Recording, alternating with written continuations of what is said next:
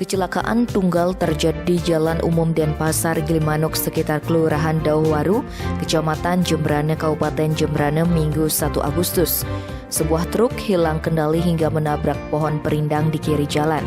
Informasi yang dihimpun Bali Express, Jawa Post Group di lapangan menyebutkan, kejadian berawal ketika truk Mitsubishi bergerak dari arah Denpasar menuju Gilimanuk. Begitu tiba di lokasi kejadian, mendadak sopir truk tidak dapat mengendalikan kendaraan. Akibatnya truk oleng ke kiri hingga keluar dari badan jalan, lalu menabrak pohon perindang. Benturan mengakibatkan bagian depan kiri truk rusak parah.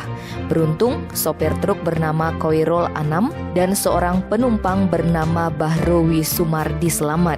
Namun sayang, penumpang truk lainnya yakni Katiem yang tak lain istri dari Bahrowi Sumardi diharuskan dilarikan ke Rumah Sakit Negara karena menderita luka di betis kiri.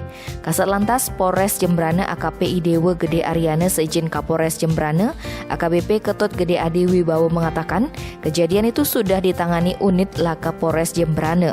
Kuat dugaan kejadian tersebut akibat sopir lelah dan mengantuk saat mengemudi.